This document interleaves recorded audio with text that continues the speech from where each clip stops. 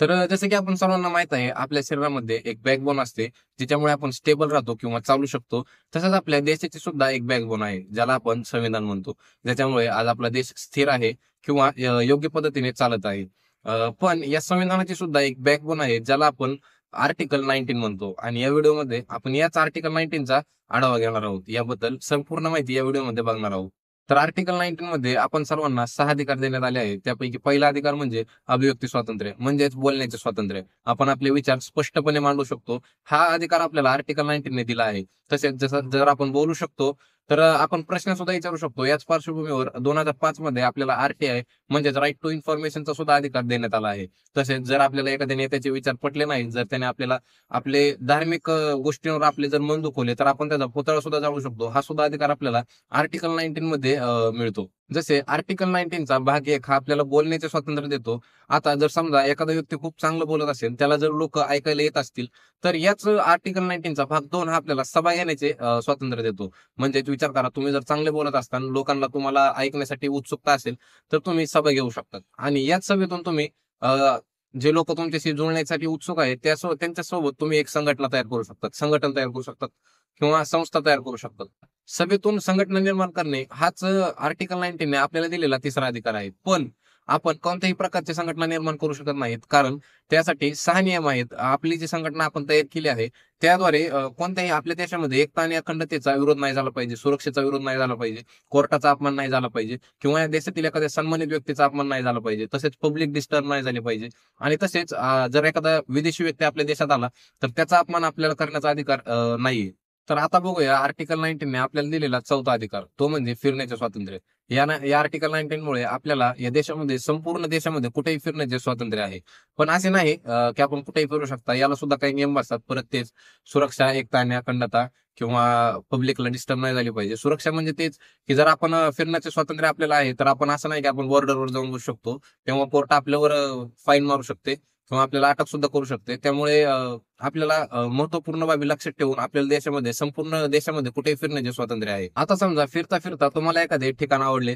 समजा जर तुम्ही पुण्यात आलात आणि पुण्यामधले तुम्हाला एखादे ठिकाण खूप आवडले, तर तुम्ही तिथे निवासी सुद्धा होऊ शकता. हा सुद्धा अधिकार म्हणजे हा 5वा अधिकार आहे, जो आपल्याला आर्टिकल 19 देतो, की आपण फिरता फिरता एखाद्या ठिकाणी गेलो, तर आपल्याला ते ठिकाण जर आपल्याला आवडले, तर आपण तिथले निवासी बनू शकतो. आता चला, फिरता फिरता तुम्हाला एखादे ठिकाण आवडले किंवा तुम्ही तिथले निवासी झालात.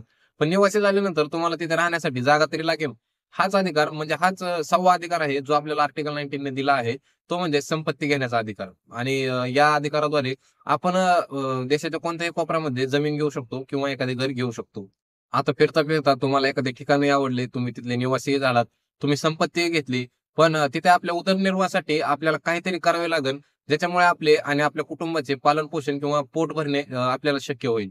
आणि हाच अधिकार म्हणजे याच्यासाठीच आपल्याला संविधानाने एक 7वा अधिकार दिला आहे आणि तो म्हणजे व्यापार करण्याचा अधिकार. आपण या देशामध्ये कोणत्याही कोपऱ्यामध्ये कोणताही व्यापार करू शकतो. फक्त त्यामध्ये देशाची सुरक्षा, एकता आणि अखंडता किंवा पब्लिकला डिस्टर्बन्स किंवा एखाद्या सन्मानित व्यक्तीचा अपमान हा झाला नाही पाहिजे. नसता आपण कोणताही व्यापार करू शकतो. समजा आपण शिक्षक बनू शकतो, वकील बनू शकतो किंवा एखादे दुकान खोलू शकतो. कोणताही व्यापार करण्याचा अधिकार आपल्याला संविधानाने आर्टिकल 19 मध्ये दिला आहे. तर व्हिडिओच्या सुरुवातीला मी तुम्हाला सांगितले होते की आर्टिकल 19 ने आपल्याला 6 अधिकार दिले आहेत आणि व्हिडिओच्या शेवटपर्यंत तुम्हाला 7 अधिकार समजले असतील. आता असे कसे झाले हे मी तुम्हाला सांगतो. आता जे अधिकार मी तुम्हाला सांगितले, ते आपले मूळ अधिकार आहेत. मूळ अधिकार म्हणजे असे अधिकार जे आपले कोणतेही पब्लिक आपल्यापासून हिसकावून घेऊ शकत नाही किंवा सरकारही आपल्यापासून हिसकावून घेऊ शकत नाही. आता यामुळेच सरकारसमोर थोडीशी समस्या निर्माण होऊ लागली. कारण आर्टिकल 19 ने आपल्याला दिलेल्या अधिकारांपैकी जो 6वा अधिकार आहे, जो संपत्ती घेण्याचा अधिकार आहे, तो जेव्हापर्यंत जे त्याचा मूळ अधिकार होता, तोपर्यंत सरकारला समस्या निर्माण होऊ लागली. समस्या म्हणजेच कशी, ते आपण एखाद्या उदाहरणातून समजून घेऊ.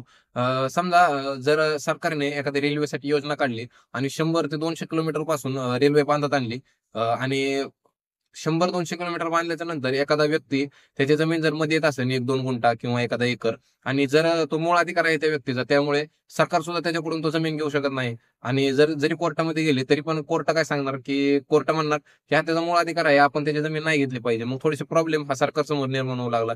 म्हणून सरकारने काय केले, सरकारमध्ये जेव्हा मोरारजी देसाई होते, तेव्हा त्यांनी संविधानामध्ये 44वे संविधान संशोधन केले आणि जो मूळ अधिकार आहे संपत्तीचा, तो कायदेशीर अधिकारामध्ये सामील केला आणि यामुळे सध्या आपल्याला संविधानाच्या आर्टिकल 19 मध्ये फक्त 6 मूळ अधिकार देण्यात आले आहेत. पण तसेच 6 नियम सुद्धा देण्यात आले आहेत, ज्याचे पालन आपण काटेकोरपणे केलेच पाहिजे. ते म्हणजे देशाची एकता आणि अखंडता याला ठेच नाही लागली पाहिजे. तसेच देशाच्या सुरक्षेचा प्रश्न निर्माण नाही झाला पाहिजे. तसेच पब्लिकला डिस्टर्ब नाही झालं पाहिजे. एखाद्या विदेशी व्यक्तीचा अपमान आपण नाही केला पाहिजे, ज्यामुळे आपले विदेशी संबंध खराब होतील. तसेच एखाद्या देशातील सन्मानित व्यक्तीचा आपण अपमान नाही करू शकत. तसेच आपण कोर्टाचाही अपमान करू शकत नाहीत. हे काही नियम आहेत जे लक्षात ठेवा आणि आपले अधिकारही लक्षात ठेवा.